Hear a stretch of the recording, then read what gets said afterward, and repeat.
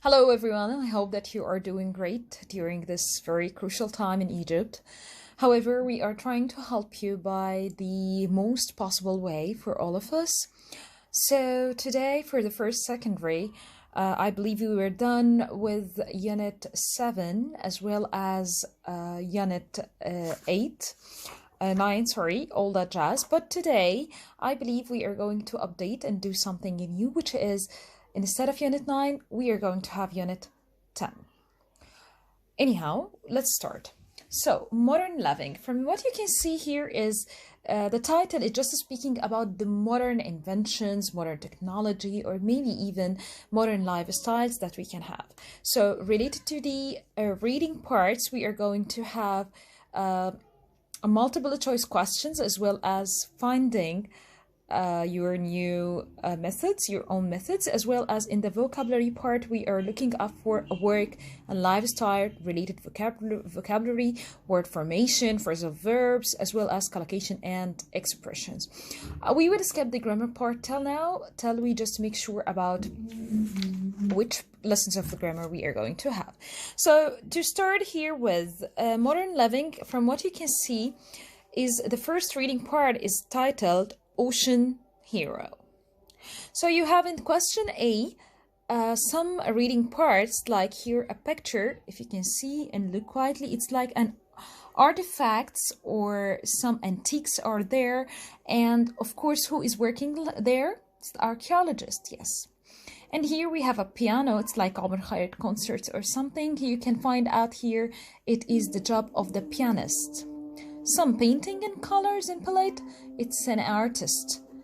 Going here, it's like an excavation, a marine excavation, a journey to the sea to find out something. So it is the diver. And here there is a kind of location for photograph or something like that. So we can have here the lights, it's a photographer.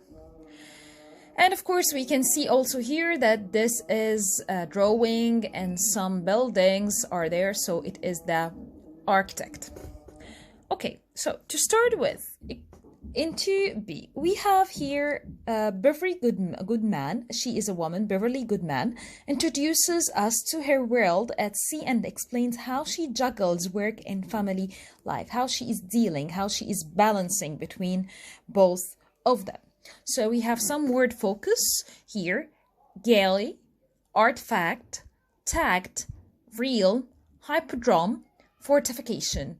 Each word we are going to find it out here into this passage that we are going to read, and we're gonna relate it. So let's start.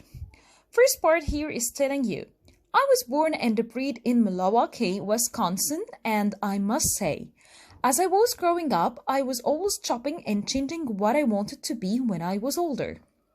One minute I wanted to be an archaeologist, the next an architect, a painter, a photographer, a pianist, or deep sea explorer.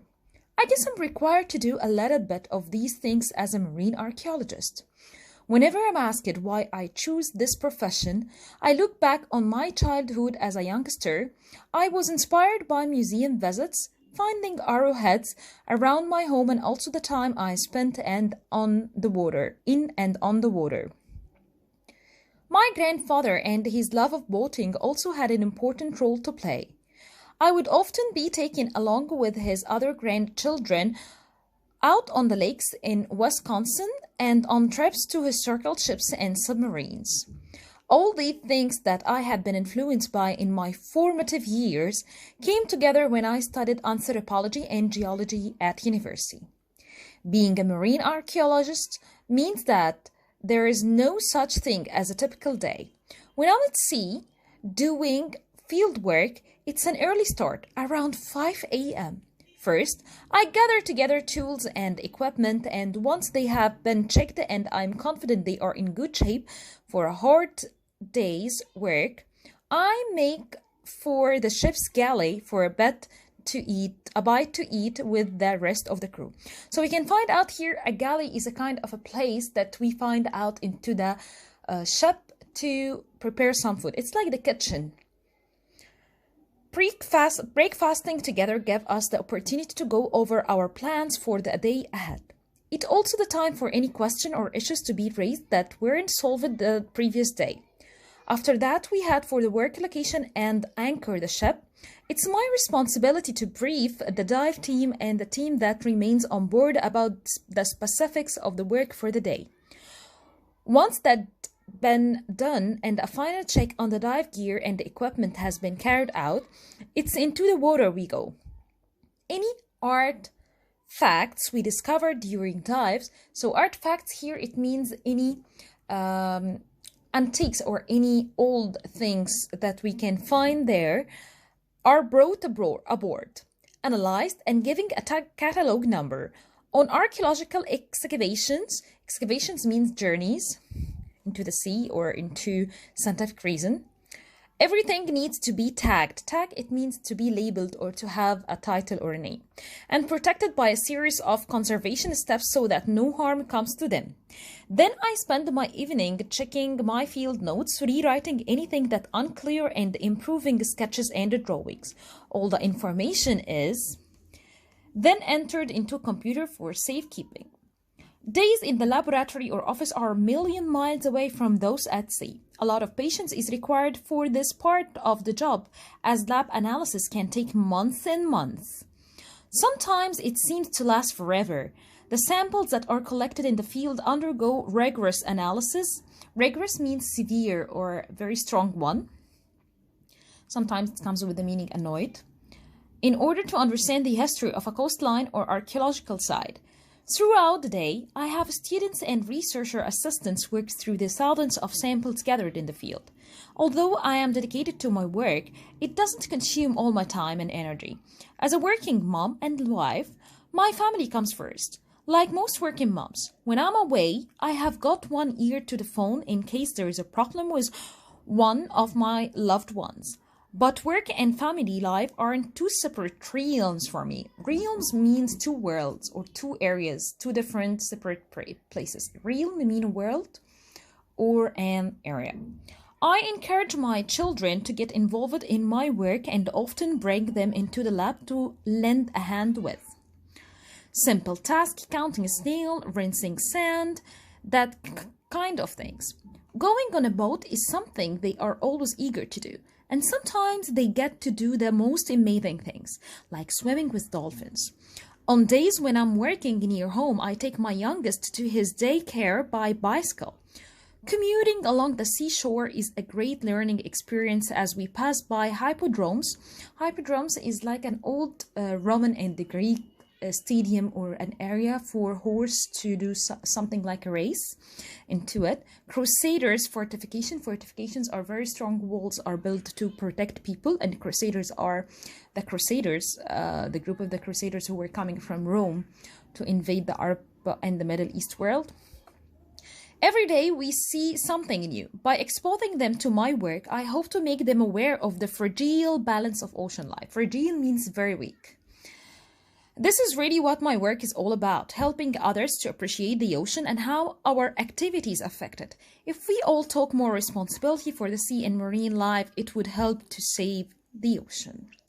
Okay, going back here to the questions that we are having, we can find out in exercise C that the first question is asking you, as a child, Beverly knew exactly what she wanted to do with her life or couldn't quite make up her mind about which profession to follow, or was certain her job would involve various occupations, or decided she would study anthropology and geology. Of course, the answer is C, was certain her job would involve various occupations, and the proof we can get it back here at, as I was growing up, I was always chopping and changing what I wanted to be when I was older. Getting to question number 2. Beverly reflects on her childhood as being uneventful, sheltered, normal, or stimulating. Of course, it is stimulating, and the proof here is, as a youngster, I was inspired by museum visits, finding arrowheads around my home, and also the time I spent in and on the water. My grandfather and his love of boating also had an important role to play. So this is a stimulating or a catalyst acts for her during her childhood. Getting to question 3. During breakfast, The crew tie up loose ends from the day before, or check all equipment is in working order, or receive detailed instructions from Beverly, or decided who will dive and who will stay on board. Of course, it's A, tie up loose ends from the day before. And also the proof, we can find it out here. It also the time for any question or issues to be raised that weren't solved the previous day. Going on here into question number 4, archaeological objects found at sea are recorded and examined in the ocean, only examined once they get back ashore, handled with great care, or put into a catalog. It's C, handled with great care, and again the proof is here. Everything needs to be tagged and protected by a series of conservation steps so that no harm comes to them. Going again to 5, Beverly needs to be patient when working in the lab or office because analyzing artifacts is a very slow process, or she has to show students what to do. It's a long way to travel from the sea, or there are too many samples to examine. Of course, it's A, analyzing artifact is a very slow process because we can see here a lot of patience is required for this part of the job, as lab analysis can take months and months. Sometimes it seems to last forever. Okay, what are Beverly children always eager to do? They are eager to swim with dolphins, help out in the lab, go out to the sea, or learn about the coastline. Actually, they are eager to go out to the sea. Why? The proof here is going on a boat is something they're always eager to do. They are always eager to do, and sometimes they get to do the most amazing things like swimming with dolphins. All this part is that her main thing is to go into the sea. In the final paragraph, Beverly concludes that nobody realizes the negative effect we have on the sea. Her children are fully aware of the danger that the ocean is in. Ocean life will be completely wiped out unless we treat it with more respect. Her work is essential about teaching people to respect the ocean. It's D, because she stated finally here, I hope to make them aware of the fragile balance of ocean life. This is really what my work is all about, helping others to appreciate the ocean and how our activities affect it. Okay, getting here to the this part here, daycare, it's like the part that when parents are leaving, we are leaving the children with in a nursery or somebody to take care of them, so it's daycare. Field is an area. Formative is the developing years that contains and the structure or form your own ideology and mentality. Fragile means something very weak. Marine, it's something related to the sea. And rigorous, it's something that it's completely like annoying or frustrating, or maybe a very strict or severe. So the first question, we can find it out here. What years were spent in Miami? Of course, it's her formative years. It's her developing years, the years that contains her own personality, which is approximately from 12 to 16 or 18 years old. Ecologists are concerned that we are upsetting Earth's fragile balance. Fragile balance here is the weak balance that we have into the system. It's easily affected by our acts. Number 3, what work is a part of all researcher jobs? Of course, it's the field or side jobs is a part of all researcher jobs. So the answer here is going to be for field. Number 4, as both parents were working, they had no option but to send their children to, of course, daycare. Number 5, fishermen who uses trawlers. Trawlers are like the shovel or an equipment that's used and that harm the sea. So cause devastation to marine life. That's it. Rigorous analysis need to be carried out before we can draw any conclusion about artifacts. Rigorous means it's very strict and very crucial one. So I believe this is going to be for those 2 pages, page number 122, and the other page here is 123, and we gonna continue.